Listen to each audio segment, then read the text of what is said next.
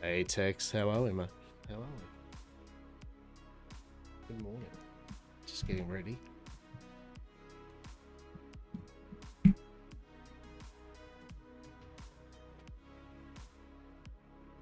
All right. Hello, hello, indeed. Good morning, Tex.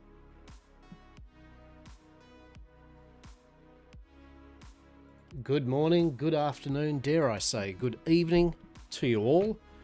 My name is Lockabar, and today, the middle of the week, we're playing a bit more Bitcraft because I've been enjoying this. It's a pretty good mix of a bit of eco DNA, RuneScape, bit of Arcade. It's good. It's good. It appeals to the click on some things, gather some things, craft some things, click on more things, craft more things, proceed into infinity. Yes, with goals though, goals to achieve.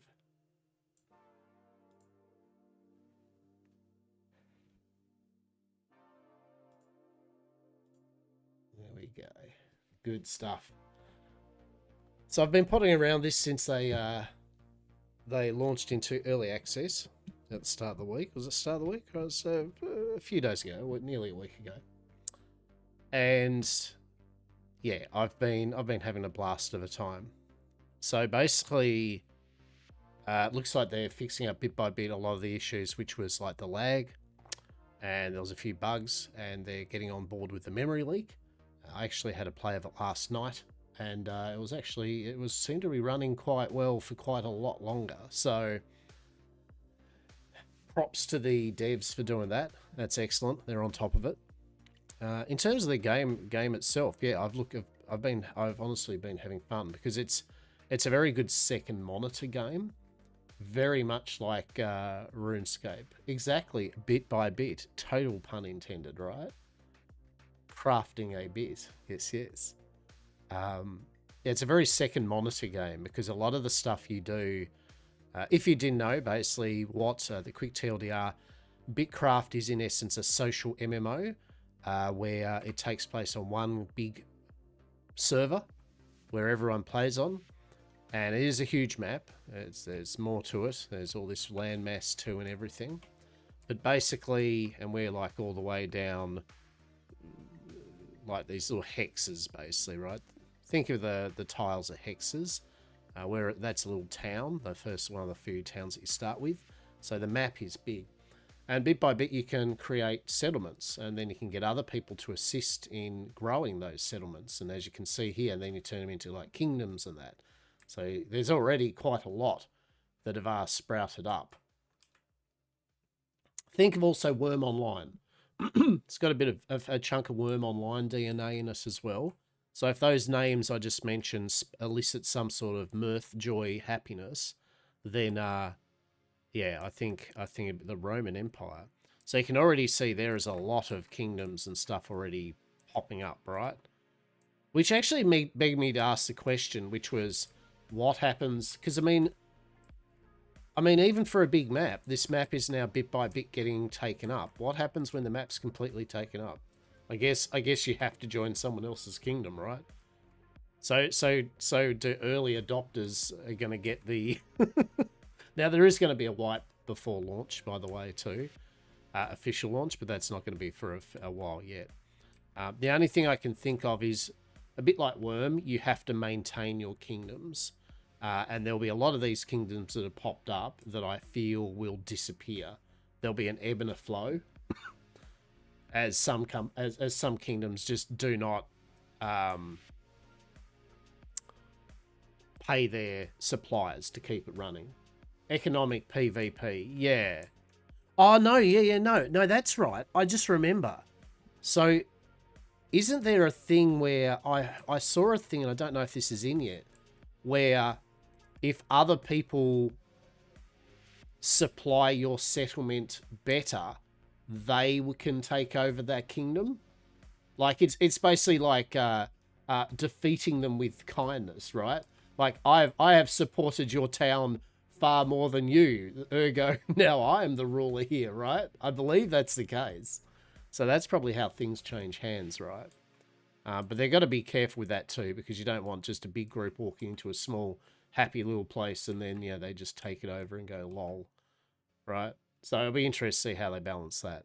But anyway, the main thing is it's a big ass map. You build kingdoms, and to build those kingdoms, you are going to be doing many professions, from foresting, mining, fishing, and all that jazz. And then you're going to be processing those resources into parts and tools. And there's a very big thing of where tier 1 stuff is used in tier 2 stuff, tier 2 stuff is used in tier 3. So there is a lot, you're always using old resources, basically. There's always a need. And because each of the actions take time, real time, like it'll take 1.6 seconds per craft of processing wood, just for example, it means that time is the most precious thing a player can give, because you can shorten that time with better tools, better gear, right, and better skill. But it will still take a chunk of time. If you're going to process a whole load of logs, your character is going to be sitting there processing a whole bunch of logs for quite a while. So it means that players have a lot of agency in deciding how they're going to go about their play session and how they're going to interact with others and how they're going to interact with other groups. And I think that's excellent. So to make a settlement is really, it's not just a multiplayer thing. I'm just heading out for dinner, but if you're going to be on for a while, I can swim by some mats to give you a bit of a boost. Immatura. Look, I don't need, I appreciate the mats. I don't need the mats at the moment, but if you do swing by and chill out and chat after dinner, that would be more than enough. It's all good, mate. It's all good. Have yourself a good dinner too. What is for dinner? Is it what is the flavour of the evening?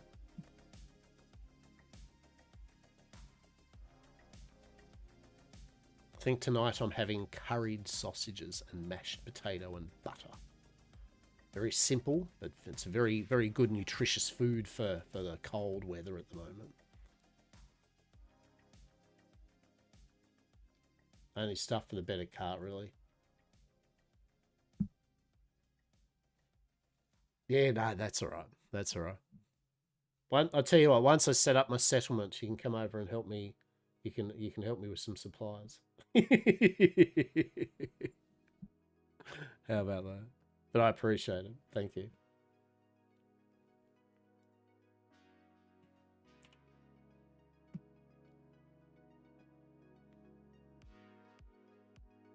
So the settlement claim itself requires 5,000 currency, which you get from doing tasks or selling stuff on the marketplace. And you go over to this individual here. We'll run over. Aramba. We go to trade. So here's a list of items that Aramba trades. Some crafting stuff, personal cache training. So you can set up a personal cache. Settlement building recipes. How to construct all buildings to get a player settlement started. Interesting. I mean, you know what? I feel let's just get that over and done with, right? that seems like something for five coin. That seems like a good one to have learnt, right? What else we got? So you can see a lot of crafting materials, sandpapers and all that. A writ of banking. Is used to build a town bank in your settlement. So a lot of these things are things that you're able to build stuff. Yeah, I'll buy stuff off you. Like I plan on doing a bit of trade, you know what I mean? I don't need free or anything. Like we will set up a proper deal. That's what I like in games, is wheeling and dealing, right? So yeah. Yeah, we will be setting up in the ocean. Or near the ocean, yeah. Massive personal stash, cache, trader to get a trader in, rip notes. Yeah. So that's what we've been trying for, a writ of settlement foundation. This is what allows you to build your settlement, right? It needs 5,000 coin. I've been a bit slack with that. I could have had it by now if I had have done the just tasks every 4 hours. Tasks are reset every 4 hours, and you just give a bunch of stuff to the different vendors and they will give you money. But this here is the big one, which confused people. The Beginner's Codex. 10 of them. So you need 10 of them and 5,000. Now, it is a very convoluted... If you're a new player, you know nothing. You haven't done alpha testing. You don't know people that know what they're doing. If you come into this fresh, you'll be like, what the is a Beginner's Codex? And thus your grind, young Bitcrafter one, begins, right? The TLDR, it's based on a scholar skill. There's a little scholar station over here. Now, a lot of these recipes, as you find new materials and as you craft things, it unlocks more recipes, right? Eventually, you will learn how to make rough parchment with bark, which will lead you to learn these beginner study journals, which will get you to need to make ink. And to get ink, you'll crush down flowers into pigment, and then you will use fish oil, of which you'll fish up a whole bunch of fish and break them down into fillets, and fish oil will be a byproduct. You'll make your first beginner's journal, and what it will do is then give you these recipes for these different pages. There's 5 pages, one for each of the main resource. So you got the beginner's cloth research, leather research, wood research, stone research, and metal research pages. And then when you make one of them, it'll unlock the Beginner's Codex, that thing we needed 10 of them. And to make one of them, you need 1 page of each of the profession pages, right? And we needed 10 of these, so you need 10 of these profession pages. So how the profession pages generally work, let's just say cloth, for example. Actually, let's just go wood, right? So wood needs a beginner's study journal per page and a refined rough plank. That refined rough plank is going to need some rare ingredients and some other stuff to make it, right? And some of the appropriate material. So in the case of refined rough plank, it's 5 normal planks and 1 wood polish. Okay, so you'd need 10 wood polish. So usually the rare stuff is the grind. So basic wood polish needs 1 basic amber resin. That is a rare chance of getting when you process the wood. It also needs 1 basic crop oil. That is a rare chance of getting when you process star bulbs in the farming area, right? Then you need some pitch. Pitch is easy. That's just melting. I don't think I've got any, but that just melts wood sap in a kiln or something, the furnace. You turn that into pitch, so that's easy. Rough glass vials is also easy. You need to get sand, break it down into glass, and then turn that glass into a masonry workbench into vials. But you can see already the idea is, and that's to make the wood polish, and then you've got to make the wood, and you've got to do that 10 times. So in essence, for these 10 pages per thing, we need 10 wood polish. So we're going to need 10 of these, that rare, 10 of that rare, 10 vials, 10 pitch, right? The cloth, the refined cloth you make over in the tailor section, that actually requires a material that has rare byproducts from animals when you butcher them, the hair, as well as straw, which is a rare product from breaking down ember grain in the farming, right? Leather, it's a similar thing. You need to make basic leather treatment. So you need fish oil, which is easy enough, that, and water and vials. Water, you just make buckets and fill with water. And then rough bauxite. And rough bauxite is a material that you get from making pebbles from stones. All right. And then you've got the metal one, which needs the metal solvent, and that needed rare citric berries from picking strawberries, pebbles, and that.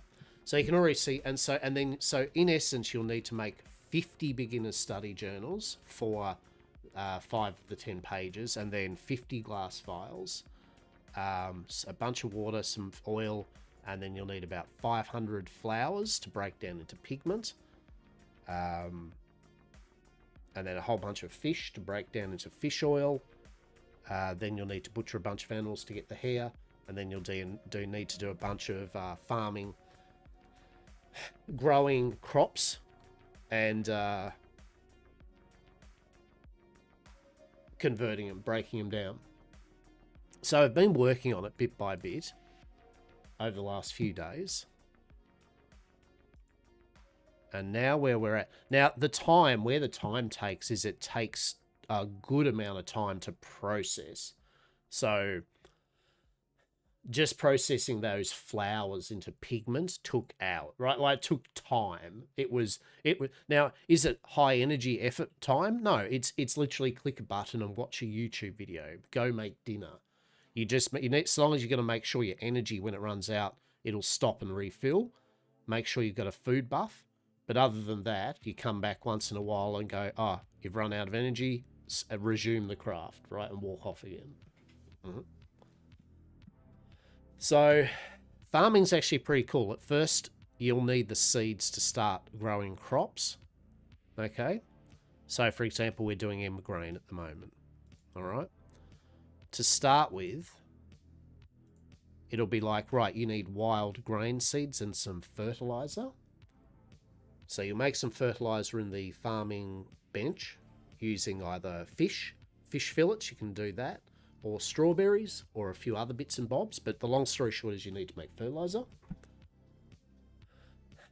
And then you'll go out and harvest some plants that will give you wild grain seeds. You'll harvest the ember grain. It'll give you wild grain seeds. If you see this recipe, it says, hey, I only need one basic ember grain seed, but I've only got some wild grain seeds. What's going on here? Well, what happens is you do this craft with the wild for 5, and you'll get some basic plants. You'll then take these plants and break them down over here at the farming station. Have I got any on me? Yeah, I got 4. Okay. So we'll process 4 of them. Oh no, we've actually got some things we need to pick up. If you're sitting there going, why can't I craft a thing? It's because you've got something already queued up. So here's a good example, right?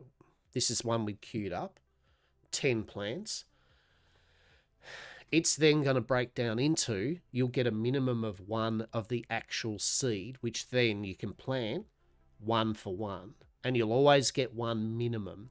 What it means is once you've done 50, if you get 50 grain or a wild seed of any of these plants and convert it, you'll eventually get the 10 seeds to be able to do a full 10 plant, which is the max you can do in these current garden plots in this basic NPC city, right? You can do 10 plants growing at a time. And once you do, you'll always get 1 back. Ergo, once you've done that initial 50 wild seeds, you'll be able to perpetually put 10 seeds on the go, max, and just have it running, right? So then we'll process this down. It's going to give that. It's going to give us ember grain, which we can use for cooking recipes and bits and pieces. And we have a chance at getting that rough straw, which is used to make that refined textile cloth, which we need for the pages. It is a very rare drop, right? I mean, you're either lucky or not, but I did a lot of processing my star bulbs before I got the 10, what were they? Crop oil, right? It took a while. It was a lot. And you'll see how long it takes now. I haven't got a tier 2 tool, but I've got the upgraded. It's kind of like a one. You start off with flint tools, and here at the starting area, you can upgrade to ferrolite, which is technically, so flint is tier 0, ferrolite is tier 1. If you do that and you upgrade your armor so that you make cloth set for crafting and you make at least a leather set for gathering, they'll also speed up the time. All right, basically how it works is each craft will take a certain amount of time per craft, and it'll take a certain amount of effort to do. So see how it's like 1,000 progress we need? Well, our tool is letting us do 10 progress every 1.5 seconds. Our flint tool would have been 8 progress, and if we didn't have actually, are we wearing a cloth armor? We are. So if we didn't have our cloth armor set for crafting, it'd be 1.6 seconds. That difference of 0.1 second and progress is a difference of sometimes 10 minutes of crafting, 5 minutes. You know what I mean? Like it adds up, especially when you are doing a lot. As you do this, though, you're going to level, obviously, your various skills. So although it's been a grind. Now, making a claim settlement mark, as you can tell right off the bat here, if you have multiple people playing with you or assisting, easy, right? Because you could have someone right now going out getting trees and then bringing them back to someone that's processing it to turn to bark. You'd have someone doing fishing and constantly bringing it in. You could have someone just making the fish oil at the bench, right? So that's how the big kingdom's set up day one, is they've got a lot of people have contributed and they know, and have all got their kind of roles and stuff, you know. And that's excellent. That's the social part. But I wanted to show that... I want to show what the perspective of a player there's going to be a lot of players that would play this solo or small group, right? And so I want to show what a solo small group player can do in their time that they have, right?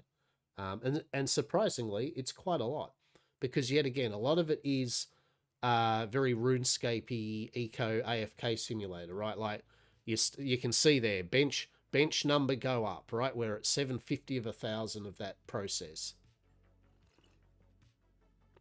Now, some of the production doesn't actually require your character to sit there static, like a kiln to make glass or a furnace to make molten ingots.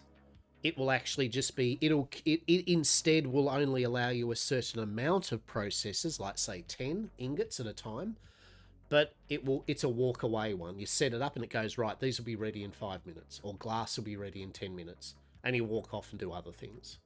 The downside is you can't do like 500 glass at a time.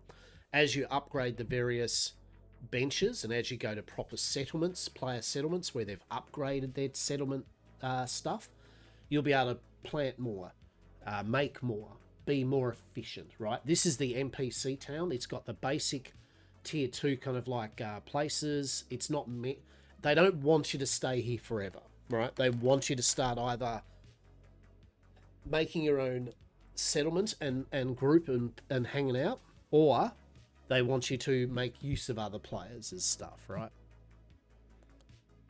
To contribute. So now we'll claim that. And there we go. We actually got a chunk of rough straw from that.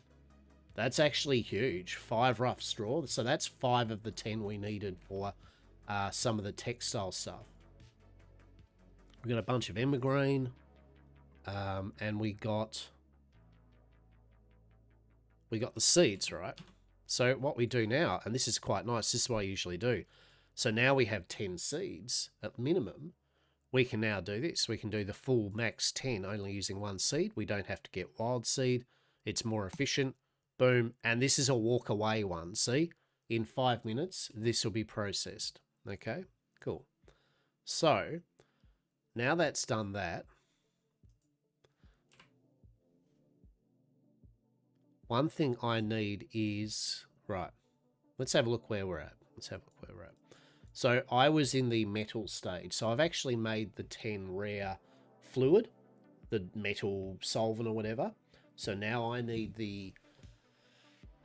we need 50 ingots, okay, to then turn into the 10 fancy ingots, which is going to be with the fluid that we made.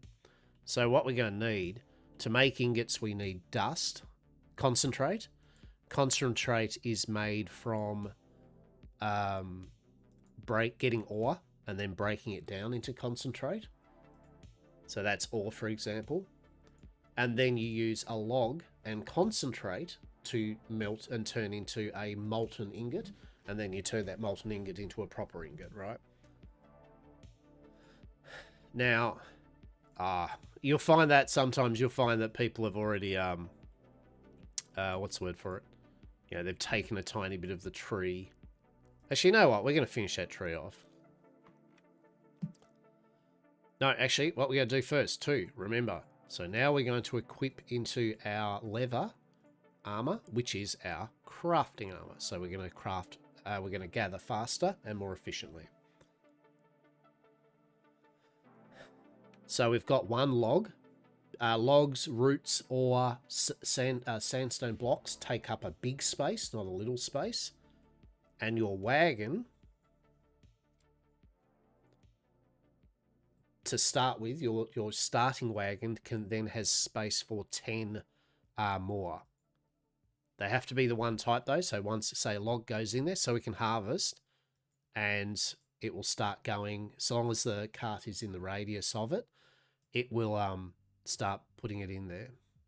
So if we go up to here, young oak tree, cool.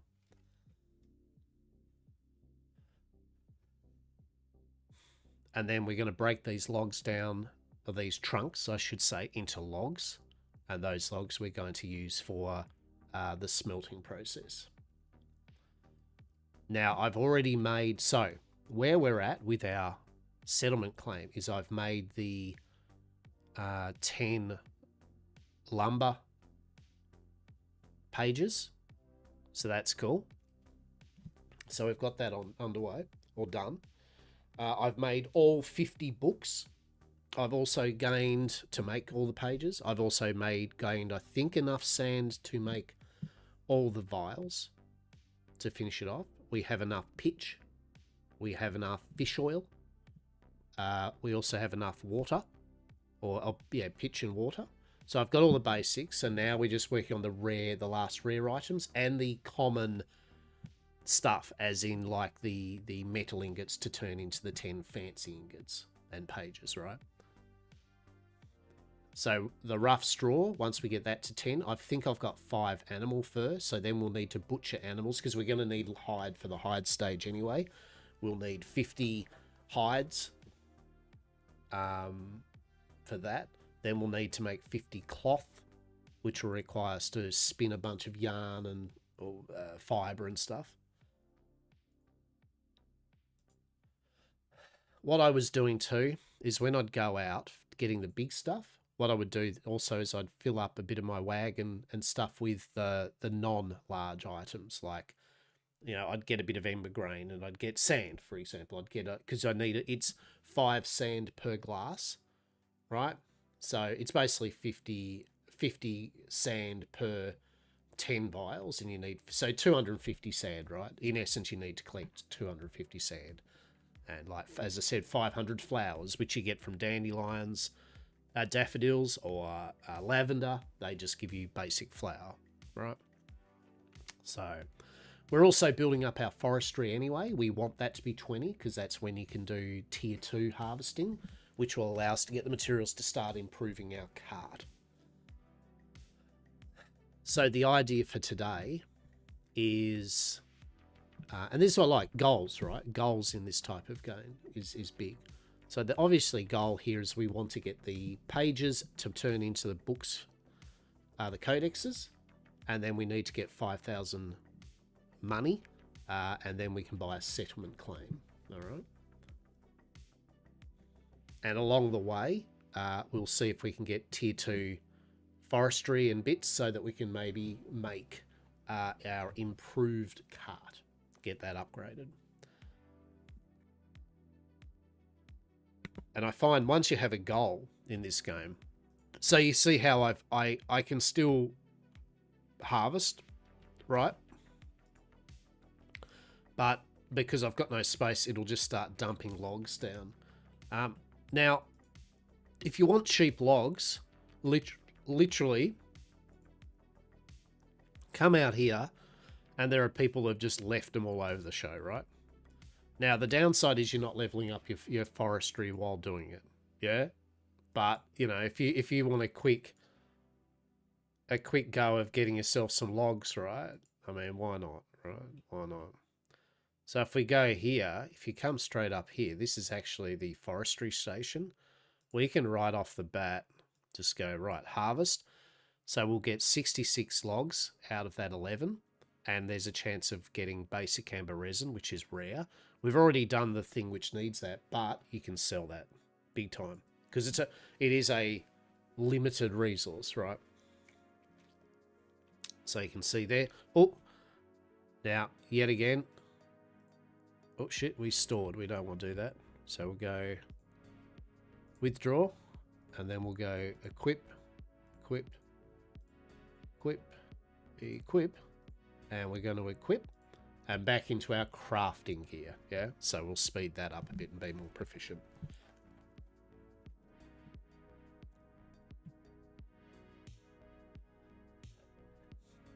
Now we're going to need a bunch of logs anyway to do the processing.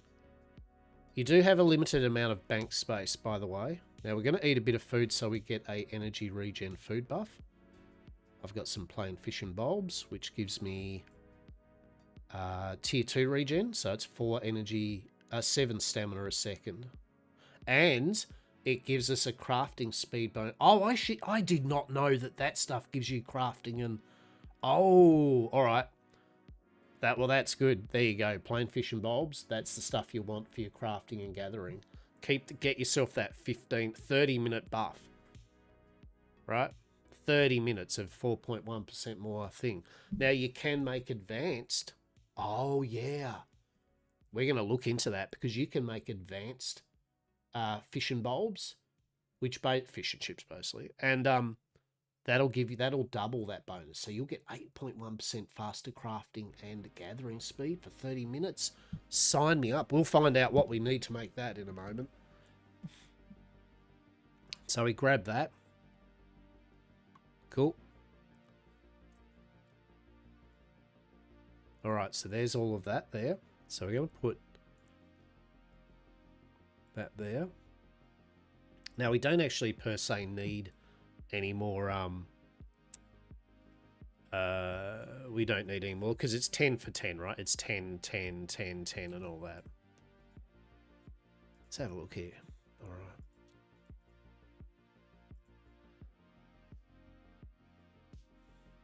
Now, what we could do here is we could use the ember grain to make plain bread, right? It needs dough though. To make dough, we go the kitchen thing here. You can see dough is just simply 20 ember grain. Now, plain fish and bulbs. Where's the fancy version? Deluxe. So that needs plain fish and bulbs, but then it needs a roasted fish and another plain mashed bulb. And salt. I don't know where... I actually haven't got salt yet.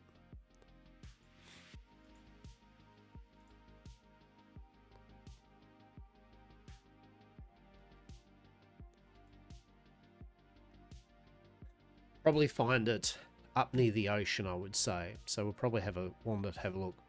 But the main thing here is that to make the fancy deluxe fish and bulbs... Yeah, we just need to make fish and bulbs normal, which is basically... So it's, in essence, make a whole bunch of roasted fish and a whole bunch of plain mashed bulbs, right? That's the gist here, yeah? Which we actually do have a lot of basic star bulbs.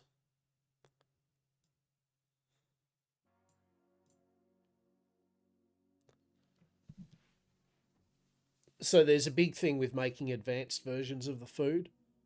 So yet again, you can see here, like, things take time.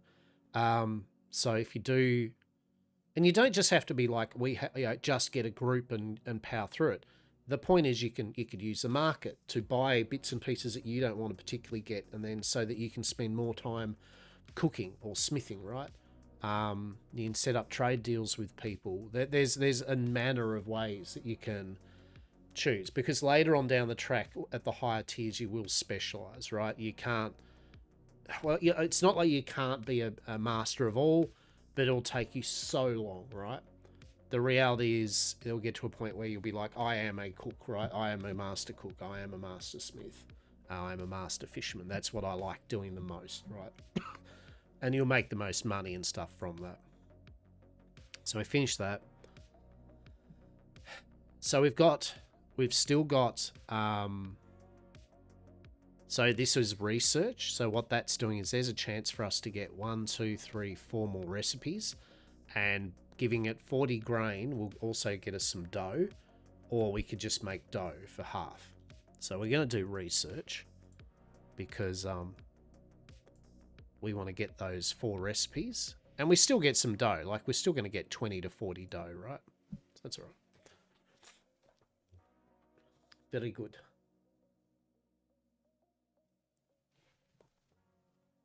And yet again, it's leveling our cooking up. Now, why I'm side diverging into this just at the moment, what you can do is the tasks the different characters have for money. You can actually just, down here, there's a little bar, Traveler's Task. You can click on it rather than visiting them. And then this drop-down menu, you can see the different peeps. So you can check how long it is till refresh. So it's just happened. So Heimlich the chef, he wants 10 plain mash bulbs, and he'll give us 200 coin. He wants 10 plain roasted fish, and he wants 10 mushrooms. So between that, we'll get 350. We'll get 400 coins towards our 5,000, right? And then we could be like, all right, well, what's Bricko want? Bricko wants a rough timber. He'll give us 100 for it. He wants a rough cloth tarp, and he wants a ferrolith frame, right? And so on. So that's that finished. So we did get those recipes. So let's have a look here. How do we go with that? Oh, we're missing one. So we missed one. Yeah, plain deluxe berry pie. Interesting. Okay. So plain berry pie, what's that do? Well, we don't know yet. So we need cooked berries and dough. All right. Breezy fin data, that's data, which is where you'll get the plain roasted fish. Plain deluxe bulb rolls. So sugar, dough, interesting.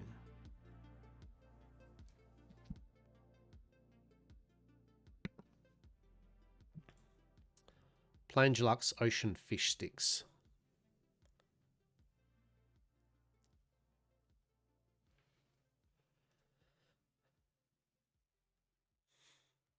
Okay. So that's probably what we'd do, is the plain deluxe bulbs. Stuffed mushrooms. Oh my goodness. Oh my lord. Oh my lord. All right. Anyway. Oh, what was he needed? He wanted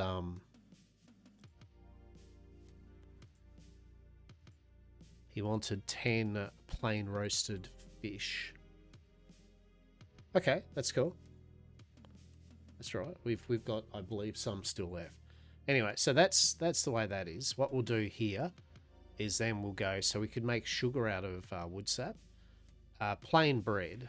So we're actually going to make some plain bread, and we'll queue up 10 at a time. So now that bread is going to be processed in 5 minutes. So we can walk away. And this is kind of what you do. This is kind of a little management of like the things that just take a set amount of time, that you can still do other things, and stuff that you're going to have to sit there physically and go, all right, this is a thing we're going to do, right? Now, if you press U, it brings up name tags. The important thing about name tags is it will tell you if one of these production facilities has some stuff that you had started. We had. So we actually did 10 glass, right? Cool.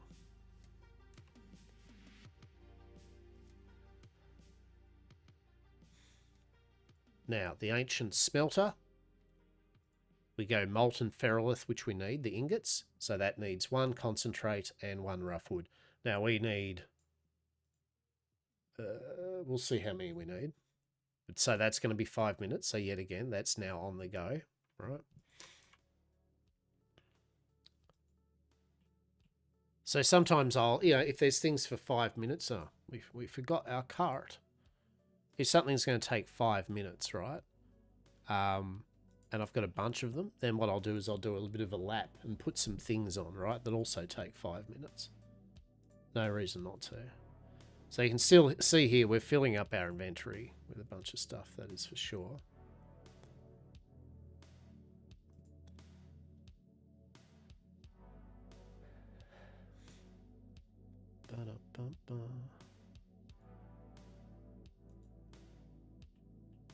So what we'll do is we'll swing by the farming station. So you can see there, we've our crops have grown. So we'll claim all that emigraine, and then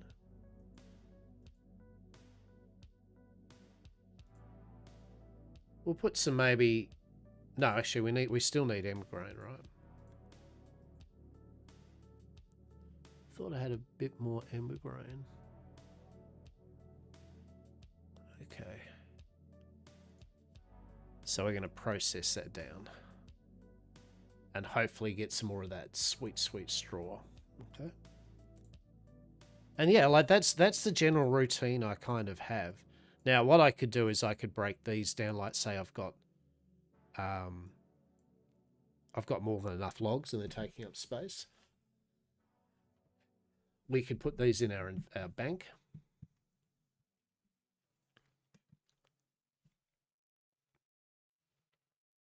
We want to do the plain mashed bulbs, yeah, for that fancy fish and chips. But yeah, as I said, it's very easy to overwhelm yourself too with this game. If you do a lot of, now I'll quickly do that while I'll do this, you can take a lot of your time out of your session by just really doing bits and bobs. And it's still fun to do, but definitely kind of going, look, I want to try to do this. So what is it that I need to do this? Works pretty good. Goals, yes.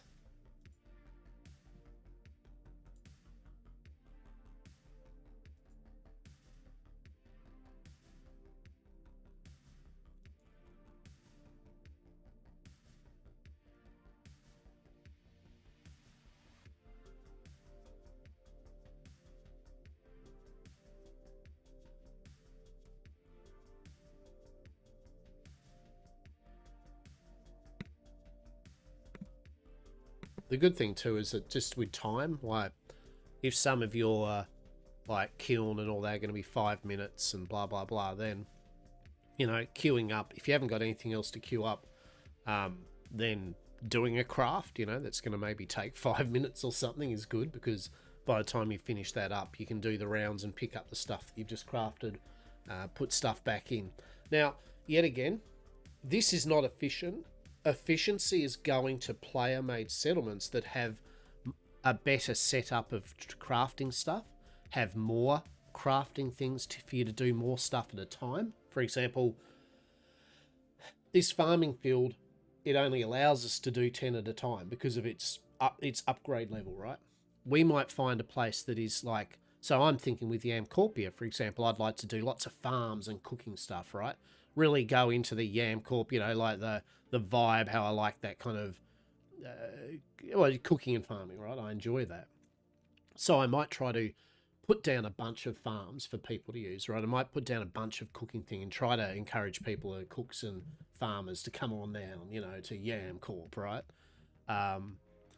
Put up some trading stuff. You can really, for a basic setup, and although it's not individual item making, as in you're not building structures wall by wall, there is a lot of freedom of expression with still placing your walls, the pathways, the buildings, the decoratives. There's still expression in the building and design of your settlement, to make it your own, to make it somewhere where you might want people to be like, people will want to be like hanging out at your place and using your services. From what I understand, if services are open for people, you get a bit of a kickback towards some currency that you can use for supplies to keep your place going. So it encourages you to make a good fancy settlement, right? That people want to use.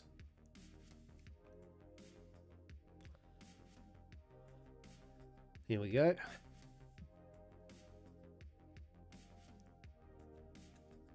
We want to see some more straw because we need 10 straw and we got 5. Here we go. All right, we got 3 out of that craft. We got 3 straw. So what we can do is we go to the farm. We can go ember grain and now do another full 10, right? And that's an easy one, right? Put up 10, grow. Once you get the 10 plants, convert them, get your seeds back, and put some on the grow, right? So, let's have a look at our bank. Our bank actually inventory is filling up a bit. for sure, right? Like, yeah, definitely, we are. Yeah, we need to do a bit of stuff. Now, the good thing is we've got that fish and plain mashed bulbs, more plain mashed bulbs, and maybe we'll do another 10 fish. And that should allow us to... and we're going to put some of these logs away just for the moment. 10, 20, 30. Now, how many ingots do we have? Let's have a quick check. So I've got 11 of these ingots, so I need 40, 39 more. So we're doing 10 at the moment. So let's just say 40, that'll be 30, that'll be 20. So we'll just need 10 more logs to do the full amount. Okay. Have I got any more concentrate? We do. Beautiful. See, there we go. So there's the 10 and 10. So that saves us. Cool. So we've got animal fur. I don't think we've got any more straw. Bauxite. That's the rare we need. So plain fish and bulbs, right? We can convert that, and that'll make 10 of the Primo Lux fish and bulbs. Very cool. Very cool.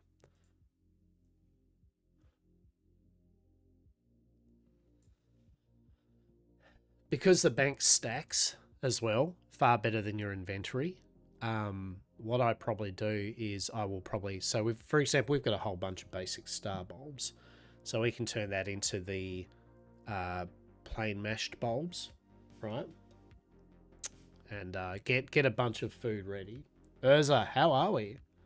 How are we? Hope you're well. We are still dabbling around in Bitcraft and loving it. It's been really good fun, eh? Actually, we're trying to make a settlement claim so we can get Yamcorp up and running. So I've been working away over the last few sessions getting there. And we are getting there. We are getting there. Bit by bit.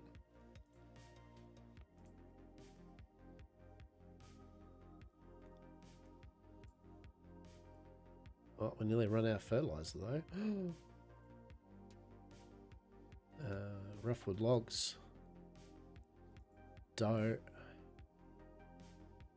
Alright, let's have a look here. Let's have a look here. Put the seeds away. Get our armor set up here. I bought the damn bamboo P1S AMU and now I'm having buyer's remorse. Think I should have waited for the Elegoo carbon.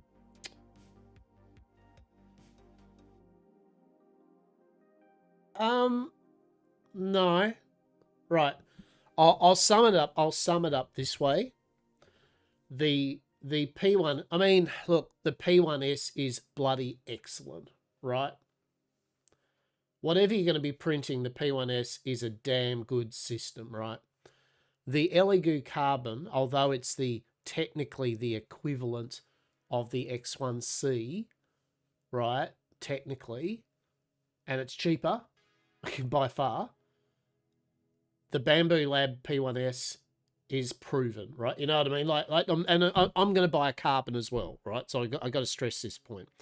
I'm not going to get a carbon. I think the carbon's great, but I'm just saying, don't feel you've still bought an excellent printer, right? Like it's going to print what you damn well want and efficiently with some beautiful software without having to do squat. Whereas the Elegoo has a bit more tinkering around, right? So, yeah, in my humble opinion, you've still bought an excellent 3D printer, right? For sure. And you know what? You know what you should do? You know what you should... Well, I mean, I've got one, and I've been very happy with it. What you should do is now save up a bit more money and get a carbon as well, because then you'll have 2 3D printers. You've started your own little print farm. Now you just need to figure out. So, what I humbly recommend, because, you know, filament doesn't technically air quote cost much, but it still costs, right? Obviously. So think of some things, hobbies, stuff that, or decorations or things, you know what I mean? Like think of an area in the house or a thing that you do and go, well, what things would be cool, you know? For me, it's going to be like board games. I could be like, first thing I did was print out some Eldritch Horror character kind of template sets and tokens for the hearts and the sanity loss and stuff, right? I upgraded some of my board games with some tokens. You know? I printed out some decorative stuff like skull pot plants and bookmarks and stuff. You know what I mean? Like, yeah. I mean, if you're into wargaming and figures and miniatures, you can start having a look at that. If you're into cosplay, look at some masks or you know, cosplay item. You know what I mean? Like there is the world is your oyster now. Yeah. So I'll be happy to hear how you go. And if you do have any questions about the P1S or the software and that, ask. I mean, I'm no rocket scientist, but I mean, I have used it. So, you know, like I know I can at least give the advice of what I've learned for sure. Now, we want to turn that 10 rough glass into another 10 vials. Correct. What else will we do on the go? We'll actually... do I want to grab these star bulbs? Actually, hang on.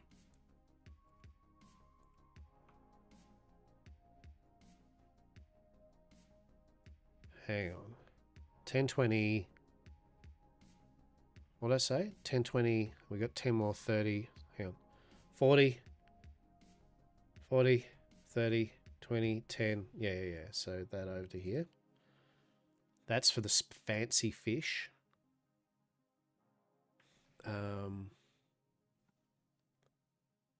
No, welcome. I mean, welcome. As I said, I enjoyed it as a hobby. I thoroughly... I would like to probably get a bit back more to showing a bit more 3D printy stuff when I'm streaming or something. But I've just got to work out an efficient way of doing it.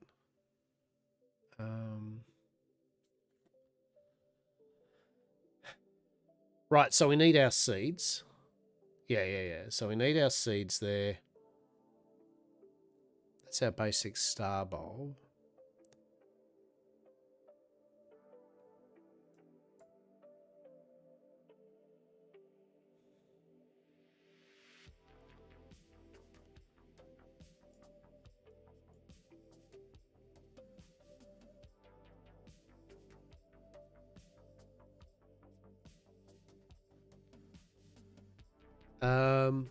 Sorry if I'm going brain blank here. I'm just trying to work out what I want in my inventory to run with. So,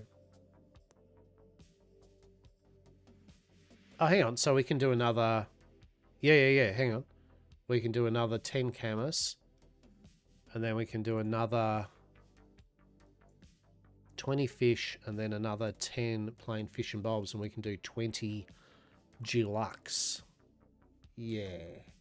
The game is running far better, and I will give the developers a big thing. They made a big announcement of the issues and how they're going to approach it, what the kind of time frame is, and they've already started work on fixes already, and it is noticeably already within a day of that it started to run like it should, right? Well, you can see here, right? Like even at the moment, it's not feeling mega laggy now. And I didn't last night, touch wood, I didn't actually have that full-on memory leak, right? Which is the big one. If that's fixed, then yeah. But yeah, the only reason they didn't get to it quicker is just because it was the weekend and they only had a few staff. And even then, they still got those staff to work on what they could. But now that they've got the full team back in this week, they can attend to things like the memory leak and, you know, the bigger issues that needed more people, more hands on deck. And it looks like they're getting it done. So props to them, right? That's all we can ask of a company, yeah? For sure. I'll call fair. There we go. So what do you mean 37? What do you mean 37? Game? No. Why only 37? Oh no. Alright, well, before I do this, I will go get our stuff, TM. Actually, is there any tasks that we can... Yeah, Heimlich, what did you want?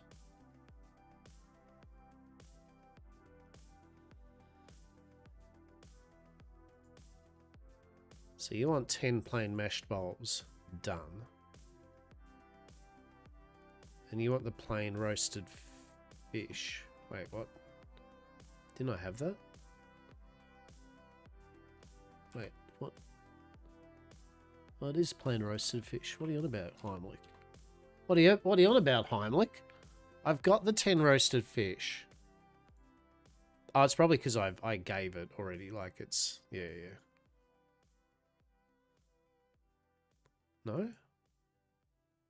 Plain roasted fish, question mark. Interesting. Oh, it's ocean fish.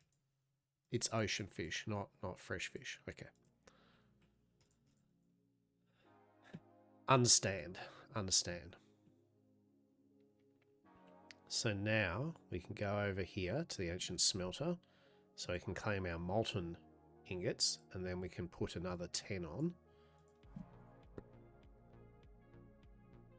Bit by bit, we're getting here. It's definitely running far better. So the kiln will put on... Well, actually, no. Remind me too, I want to get the basic potter's mix done, which is basic lump and pebbles.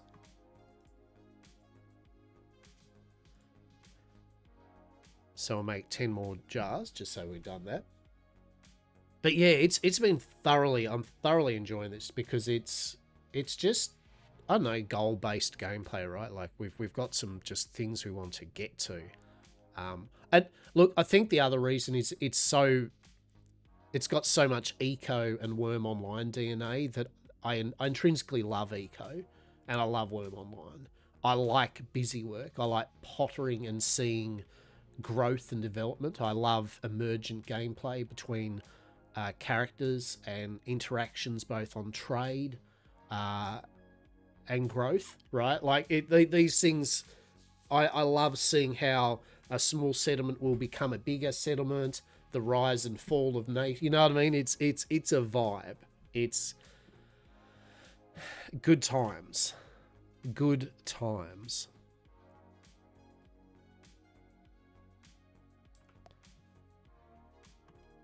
Now, unfortunately, this is probably going to run out before we do this.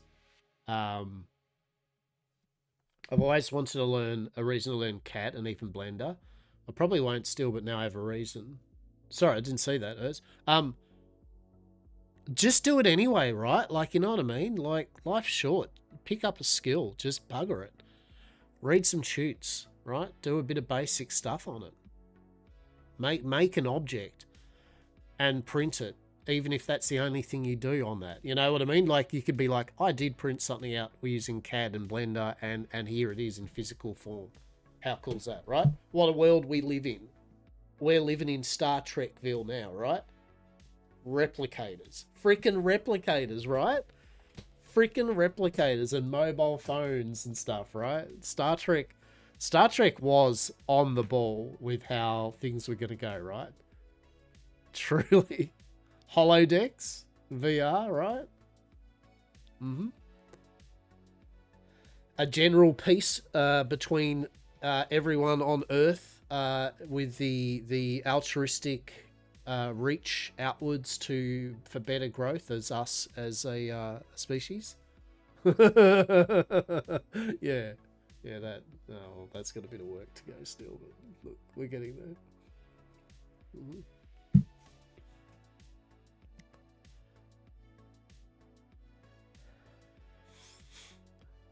So what we're going to do is we're going to finish this off first.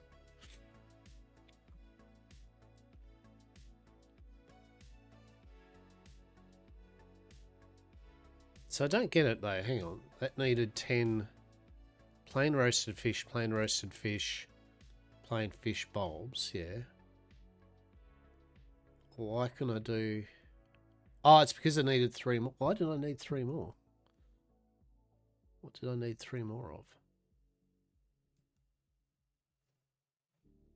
There's the roasted fish.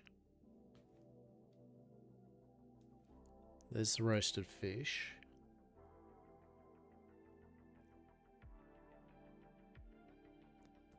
There's the plain fish bulbs.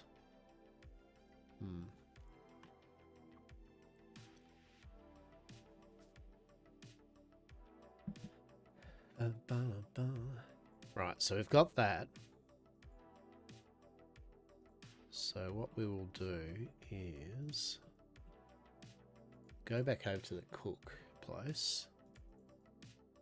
But this is kind of like an isometric eco in a way, right?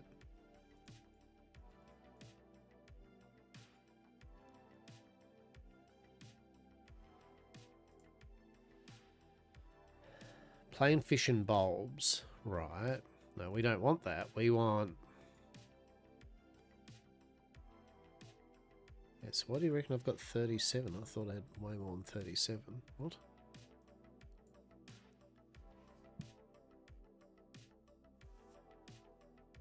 Oh, I have only got 37 of those. All right, I get you. I get your game. Okay, what's wrong here? Why aren't we... Oh, I need salt. Oh, I was so excited. I was so happy. And then I realised I needed salt. Oh, god damn it. Oh, well. Oh, shit. It's like, wah, wah. Fair enough then. Well played, game. Well played. Okay. We'll go back to our ancient smelter then. All sad. Now we just had to eat. We have to eat the... We just have to have our 30-minute sadness buff instead of our 30-minute happiness buff. It's alright. A buff's a buff. Is a buff is a buff. It's buff-tastic. There we go. Claim. Beautiful. Process. More. More, I say. Perfection. Okay. So we've got the vials. Alright, so let's go back and drop some stuff off. Yeah, now the game is running like pretty smooth now. This is enjoyable, right? Like this the oh god, you know, like it's this is good. It's Moorish. It's very Moorish. And yeah, I said it's the perfect streamer game because I can literally just sit here and chat, right? I can just literally sit and chat and still get stuff done. So 10 out of 10 game. 10 out of 10. We're gonna put that away. Where's our fish bulbs? That's 8 there. Actually, no, we'll keep that with us.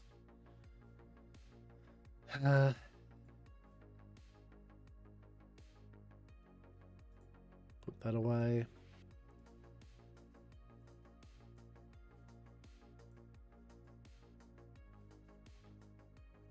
drop that off. We'll put our fish away.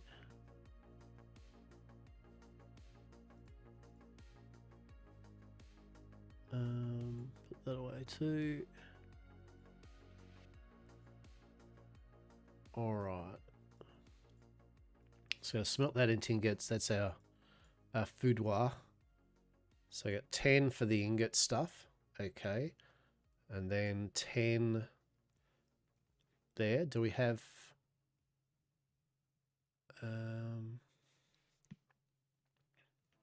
actually, let's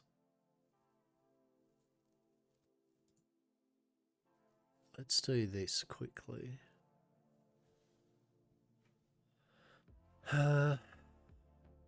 Right, eyes on the prize, eyes on the prize. What are we looking at here? A whole bunch of shit. Okay, we got our metal solvent. Beautiful. So that's for that. That's going to be for the leather working stuff. That's going to be for another thing. So I think we're good for vials. We got our books, that's fine. That's neither here or there. Right. So what we'll want to do is we'll grab our ingots. Check. Oh, look, I'll just leave the one ingot there, to be honest. And then we're going to want our basic solvent on us. We'll put those mushrooms aside for the moment.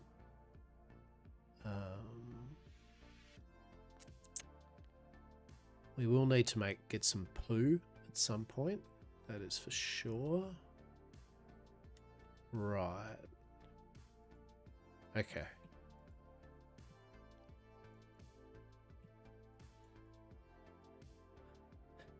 So what do we need straw-wise? We need 2 more straw, and then we're good there. I mean, you're still going to... the tier 2 stuff, like, yet again, uses tier 1 stuff from what I can see. So you're still going to be farming and all that, but for the moment... Oh, collect. Thank you. Yeah. Put 7 on. After you. Process and hoop, we get the 2 straw. Now, in terms of progress, how we're going, as I said, we haven't got to tier 2 yet. We have got carpentry to 15, farming to 20. So 20 is kind of the tier 2 breakpoint where you can start, especially with harvesting and that, you can start harvesting those materials. So we could 25 in fishing, 25 in foraging, 15 in forestry. So I'd like to get forestry up to 20. Hunting 8 is bugger all. 13 leatherworking, 8 masonry, 10 mining, 26 scholar. And I have been scholaring hard. 15 smithing and 12 tailoring. So in terms of skills, we're doing all right. Professions, and then skills. I mean, all of it's 1 except for cooking, 16, and 2 in construction. Yeah, most of these are like you hand in quests and tasks and you get the XP for it. So I've only been mainly doing the cooking stuff. So yeah, we're doing all right there. And so we need 5,000 coins. So we really do need to do a bit more getting of the money.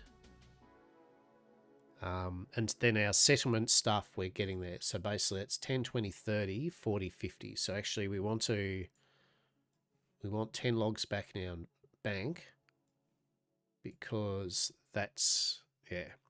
So we'll need 20 concentrate. So we'll need to do 1 more ore run is the long story short on that. That'll be the 50 ingots. And then between those 50 ingots, we'll need to convert them into normal ingots. And then we'll turn them with that solvent into the fancy ingots, and then we'll use the fancy ingots with the pages, and we'll make 10 of the metal research pages. So we'll have the research for metal and the research for wood done of the 5. The next one we will probably do will be, I think I'm going to get the hide one out of the way next, because it's hunting animals, and hunting animals is a bit not as... It's easy, but they run away, and there's a lot of getting the corpse and bringing it back to your cart and then finding more animals, right? So it's out of all of them, hunting's probably the more annoying of the professions, right? The rest of them, you just go to an area and click. Hunting, you go to an area, click, and then chase the freaking bird halfway across the map.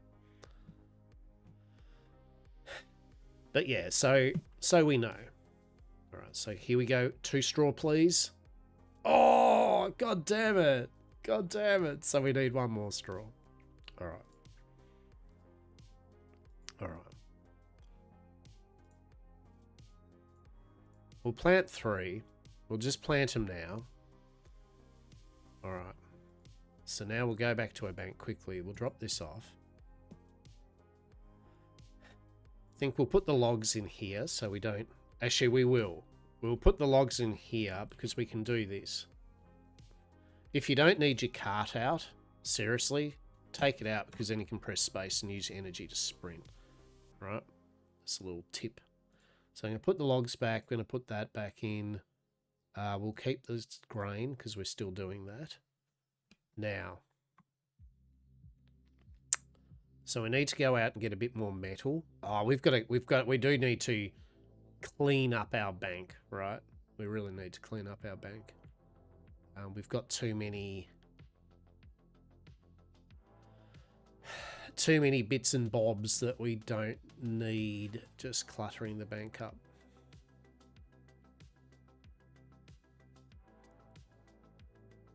Probably best to sell some of the rare materials, I guess.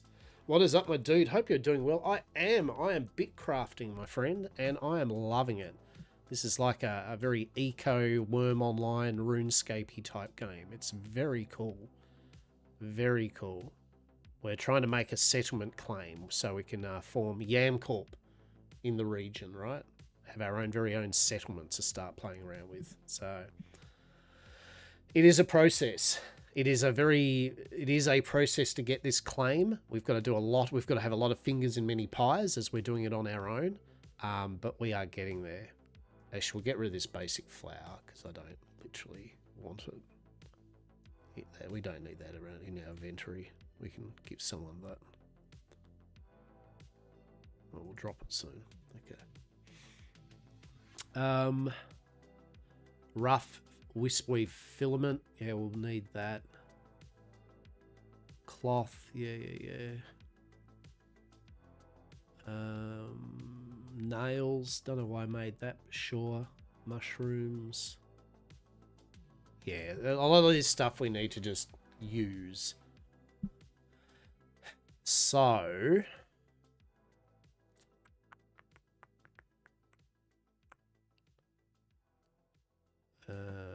right, we'll get some more. We'll get the ore. Actually, we'll get the ore done. So that's done and done. Oh, there is a songy board though. Oh no. Actually, yeah. Let's get that cheeky songy bird. I mean, we do need them. Is there any more? No. All right, because what we can do is we can put this one on our backpack, and then we're going to bring our wagon out anyway to get ore. And the ore will instantly go into our cart because we've already got something on our backpack. Technically, yeah, there we go. So the ore's going to go there. So we can get 10 ore. And we get a free bird. Good stuff. It's like, all right. See, we're multitasking on this, right? We're multitasking. We're getting stuff done. That food buff that we're getting, the action speed, 4.1%, that is beautiful. Once we get salt, we can upgrade them, our plain fission bulbs, to luxurious fission bulbs. Fission bulbs lux. Right? I can't believe it's not fish and chips. And that will give us 8.1% crafting speed and gathering speed. Oh no, oh my goodness. No, don't store. Hang on. Look at that, aren't I naughty? I wasn't even. I didn't even have my gathering gear equipped. Oh my goodness. Now we're in our leather gear. Yeah, that's speeding it up a bit, right? And yet again, we need our mining, forestry, and all that to level 20 anyway to be able to get the tier 2 materials. But this is where specialization after a point will be needed, because it's just going to take you longer and longer to level up a particular craft, which is going to take literal physical time for you to do it. So, oh no, don't do that to me. Don't quick, go to the ancient bank. Go to the ancient bank. There's a free songy bird. Quick, go. Go, drop it off. Go, bank. Quick. Go, you good thing. Right. Songy bird, you. Or you. Right.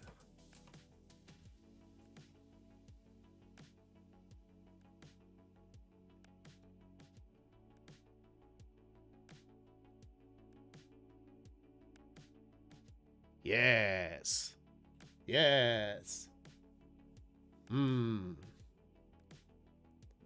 Indeed.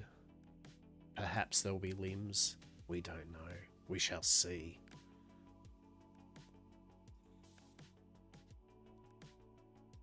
Get that saggy bird. Who doesn't like a saggy bird? Delicious.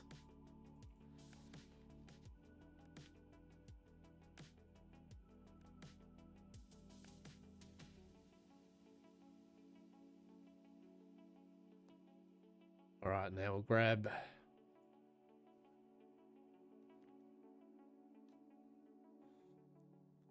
All right, so I'll put the saggy bird in there. We got 4 of them so far, so we're going to grab those ore chunks. And we will process them. And this is good. This is good. As I said, it's a good feeling because just this progress, right? Just this progress we've been making. Has it taken a number of days to do this? Whereas if you're in a group or a large group, you can get this done quite efficiently. Yes. But yet again, from just a solo viewpoint, you know, I'm still finding that yes, indeed, you do have a place in this world, right? You can function fine in it. So I'm going to break that down.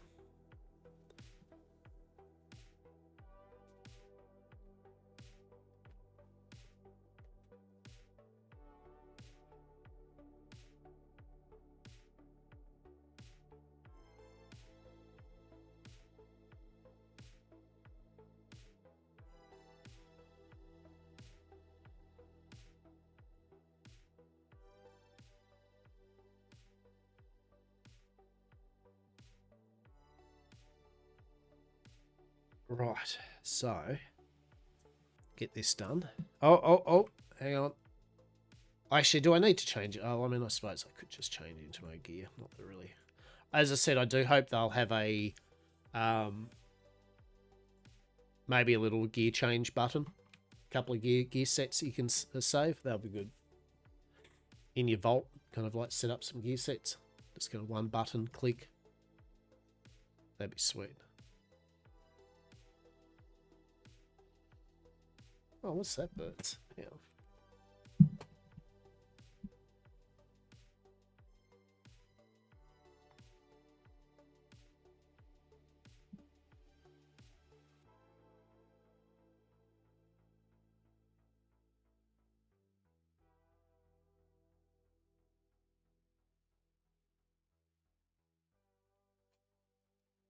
All right. So we got our ferrolith ore piece. It is not the one piece. It is the ferro piece. I'm sorry to say, your one piece is in another ocean.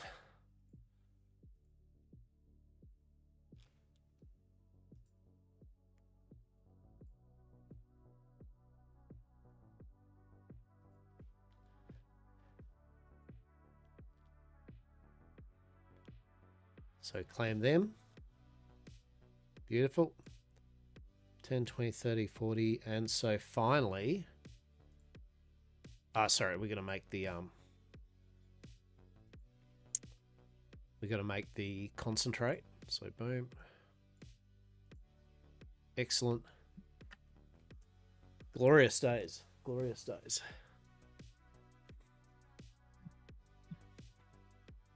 I tell you what, if you are playing solo and you do actually make yourself a settlement claim, you will, by goodness, you will level some stuff up. Trust me.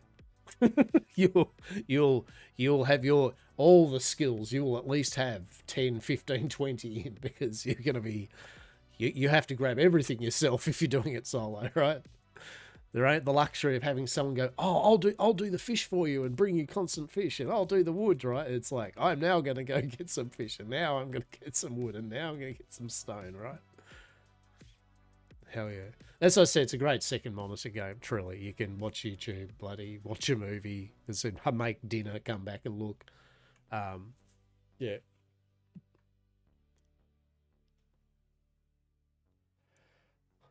So you can see there, doing that feral Thor, it's taking a bit of time, right? So yeah, but that's going to be the 50 we need. Then we're going to turn the molten down into ingots, and then we'll use the ingots and the basic metal solvent to make the fancy ingots, and that'll be, then we'll grab them in the pages, 10 pages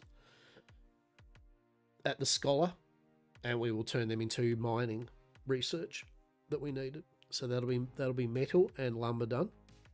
And as I said, next we'll probably work on leatherworking. I think if I was like especially on official launch, I mean, one, I would probably go, hey, if people want to come kick back with me, let's do this, right?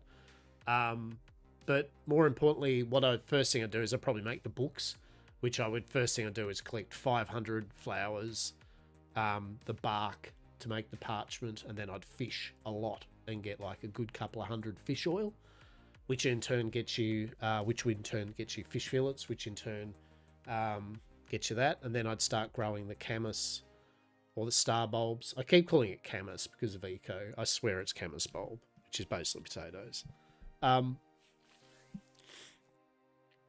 Yeah, like I kind of know now, even though the process of getting the claim is very convoluted, it's only because it's one person doing it, right, at the moment.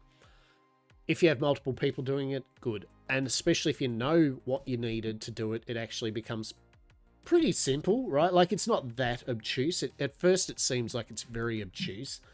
It really isn't. It's usually get the basic resources, and now you're going to get rare resources, and now you're going to convert them into pages, right? Like, it's just more just a time thing is all. So you got the concentrate.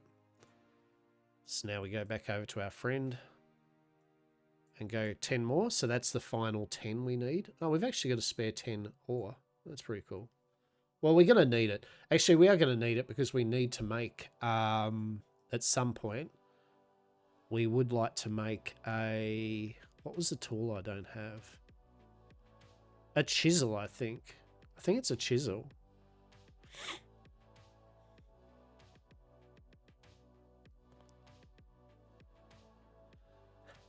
Yeah, ferrolith chisel. So we needed some rough leather, some planks. So when we about to do the chisel stage, the stone kind of pages, I think we will try to knock some of that off. I think I've got rope planks, and rough leather. All right. So that's that and that.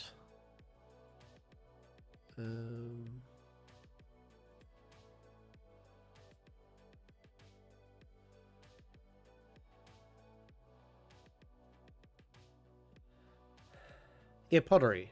So pottery mix was 5 to 2. Okay. Well, let's see what that unlocks, because I haven't actually made one. So I don't know what it actually unlocks. Have to work on your branding.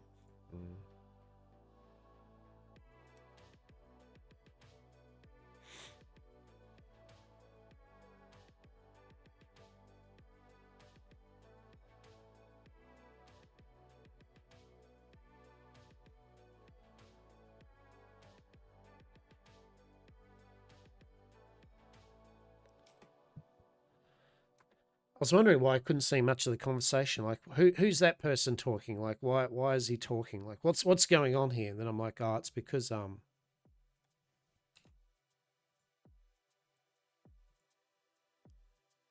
probably don't have Empire. Have I got Empire?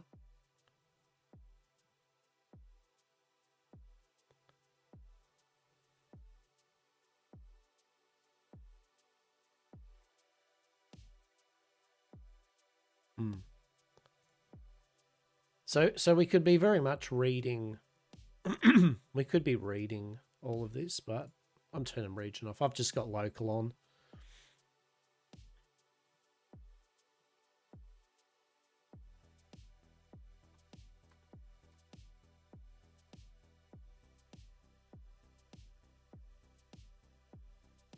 Right. Let's see what it unlocks. Rough unfired forester's pot. There we go. Rough brick. That's what we needed for the page, right? Yeah. Okay. So that just needs basic pot and mix. All right. Let's do some quick mathematicals. So we need 50 bricks. That'll be 45 actually. So that's going to be, we'll say 50, 100, have to 250 pebbles and 100 clay.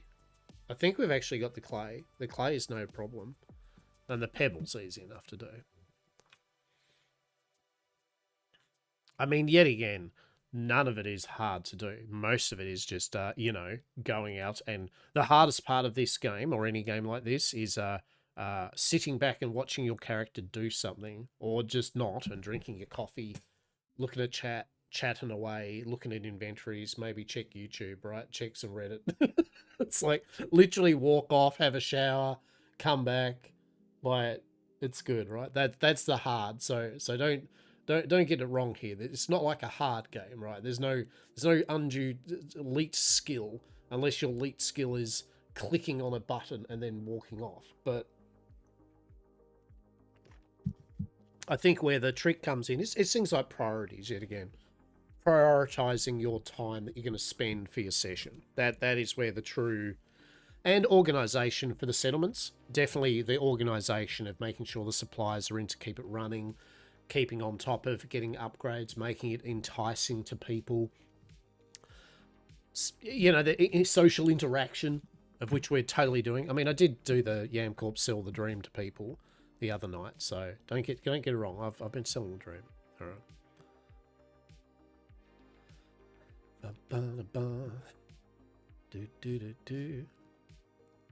Then we got to work out where we want to put our settlement. I don't want to go too deep. Like I don't know much about the land. I'm not trying to make the Yam Corp thing as this mega. I just want to make it and just have a bit of fun with it. Okay, so what happened there? What? Unfired brick. So what's this? A rough unfired forester's pot. Could be used to plant a sapling to grow a tree. Oh, okay. Well, that's cute. Umbral Fang. Yeah, don't care about that. Needs a whole bunch of shit. So yeah, we need basic. So we need pebbles and we need rough basic clay. All right. Cool.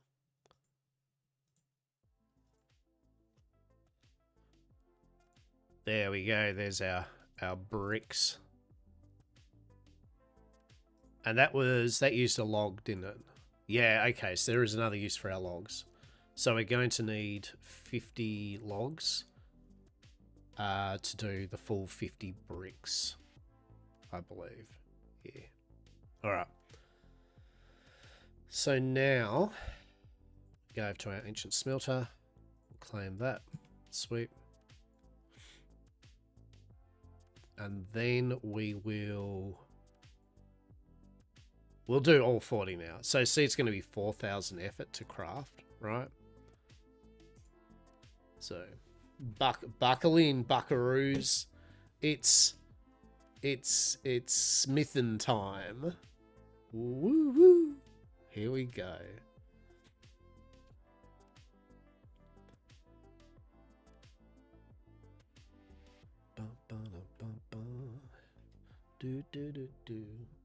Now we do need to get our money up though, because we need $5,000 to be able to. It's all well and good making the settlement claim, but you know, it's not going to do as much use if we haven't got the $5,000 to buy it. Let's have a look here. What else we got?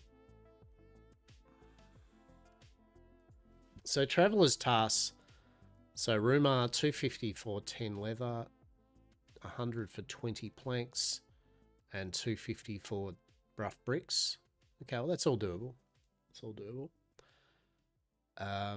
I find that these are used a lot too, by the way. Like, as in, they'll ask for these a lot. So there's no reason if you're bored, stockpile maybe, you know, 100 planks, stockpile maybe 100 bricks and cloth, right? And just have them so every 4 hours you can go, all right, well, there's 600 coins. Bang, bang, bang. Knock it out. Don't have to do anything. Svim needs salt. Well, we need salt too. Rough parchment. Oh shit, actually we can do rough parchment. And what the hell is that? Ocean crest marlin. A huge ocean fish. Oh. Ooh. Okay. Well, that's doable. That's fine.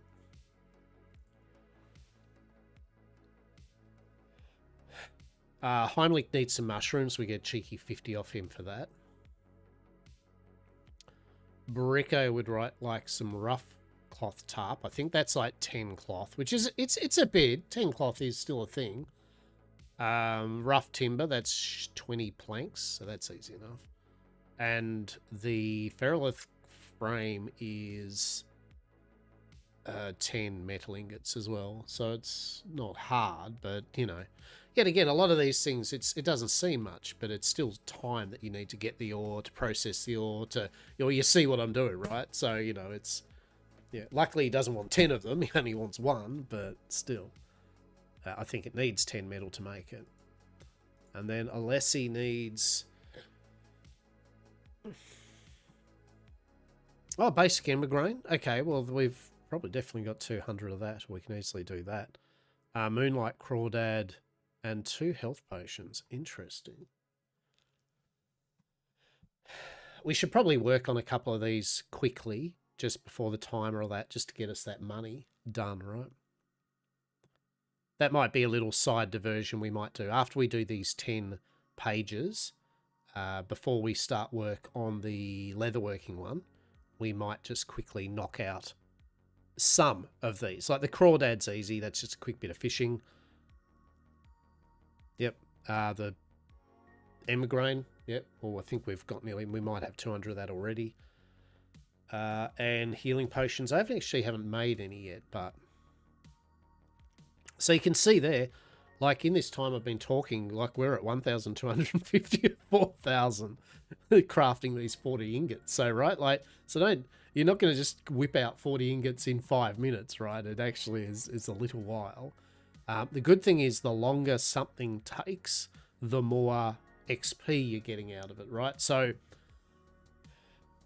this might be taking longer, but also it's more time that we're getting XP towards our craft or foraging or whatever it is, gathering that we're doing, right?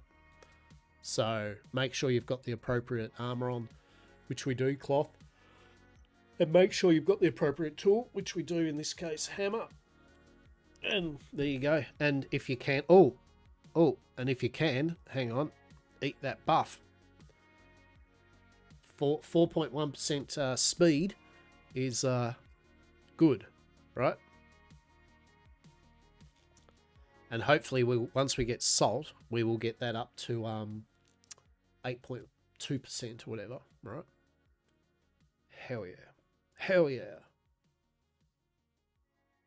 Getting there. So it's definitely one of these games too where you learn, as you play the game, you learn more of its esoteric lore and tidbits, right? Like at first it's very what the hell, it really is. You're like, you get very inundated, but as you play the game, it starts to make sense, right? And I can't stress enough we're in the NPC beginner town, which is not the best organized. It's only got limited amount of workbenches. your productivity is at its worst here, right? It's still got everything you need to start with, but you know, in terms of productivity, this is the worst. So the sooner you can get some things up and running and then out into the world, the better, right? That's what they want you to do. They want you to start going to player settlements and towns because they are going to be far better than the NPC towns. They will eventually, they can have the same amenities. They will have NPCs. They have the bank. They have trade markets, right? They have all the workbenches. They have teleport stones.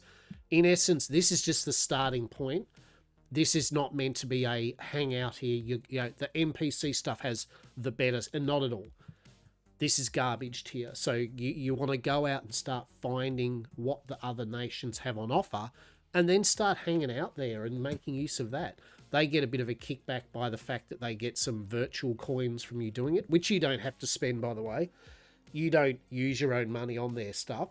You just simply, by using their workbenches and amenities, that nation, I believe, gets some currency that they can use towards keeping their nation afloat, right? So it's in their best interest to make a settlement and a town and a city and a whole kingdom as appealing as possible to get people to use their kingdom, right? For sure. And I think the more, as they get more, I think as they get more role play stuff on board and bits and pieces,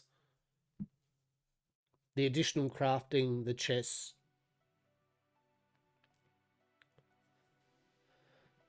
Yeah. I mean that's it. You get the additional crafting benches, chests, all that. Better layout, nearer to better resources, social aspect. Yeah, 100%. So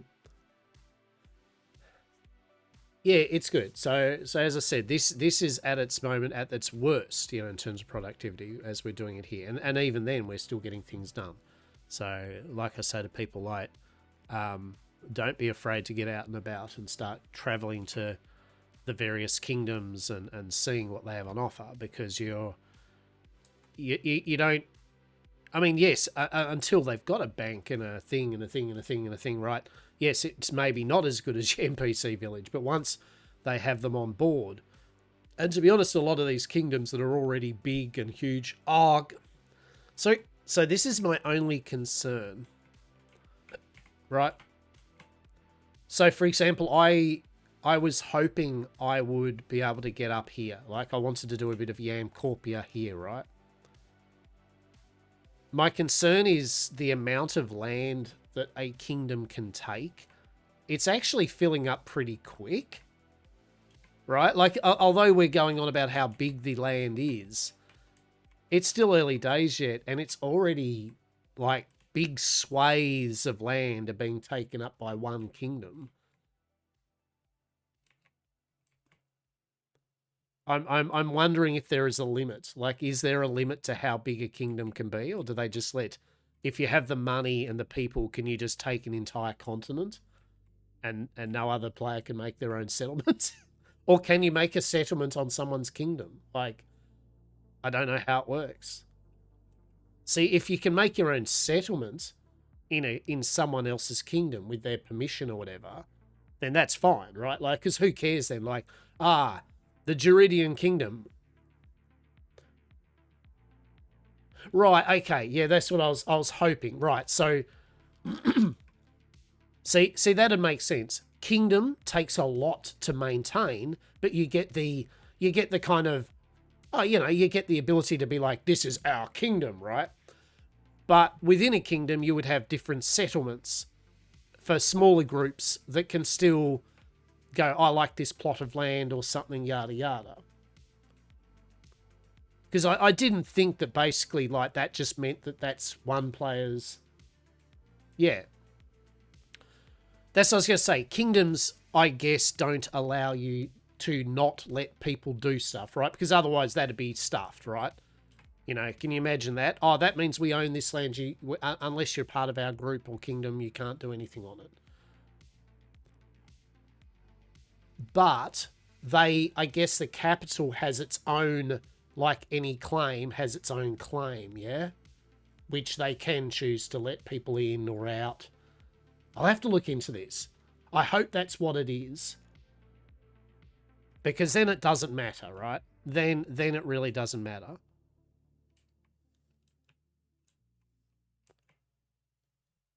But to a new player, we need to figure these things out, because to a new player, they might open the map, see all this with their group and go, oh, well, most of the land's taken. I guess we can't build anywhere. And if that's not the case, then that needs to be more... there definitely needs to be a better onboarding with what the kingdom and settlement system is. I'd like to see that on their website even. It's just a very nice detailed, this is a settlement. This is a kingdom. This is what happens with these. You know, this is what you as a player can do to interact with these. For sure.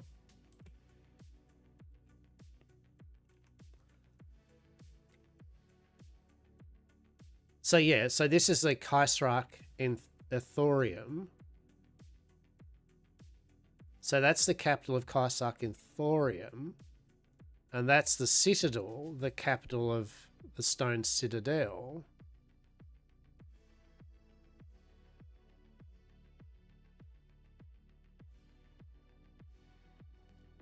Oh, I don't know.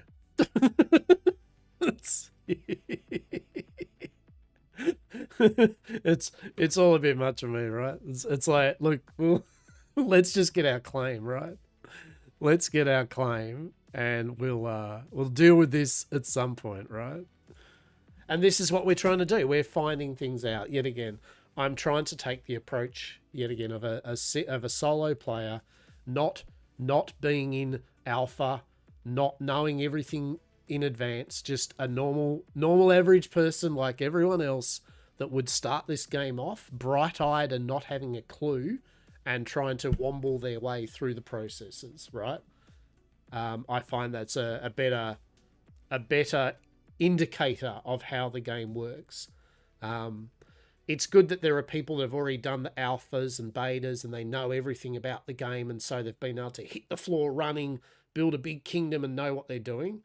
But that's kind of useless to someone that's yet again a small group or on their own, right? That doesn't have access to that knowledge. So hopefully with people like myself that are doing this level of gameplay, you find out what the real gameplay kind of is going to be like. My only issue is how settlements are set up. It's more of a general perm thing than anything else. The player-made benches have a much lower cap on crafts taking place. So if I'm right, people could exploit this in brick and other cities' benches, keeping people locked out. I don't know. Yeah, I don't know. But from what I understand, the city still gets a kickback from them doing it, which probably makes up for it, if that makes sense, right? Like, it's kind of like, haha, we've bricked your bench. Aha, you've given us enough resources to keep our kingdom running. Thanks. And you've also spent your own personal time and energy doing that. Cheers. Right? Like, I mean, well, now we're just going to build another bench. So keep it going, soldier. You know what I'm saying? And if so, and this is where eco kicks in a bit, right? How I feel with the passive aggression, right?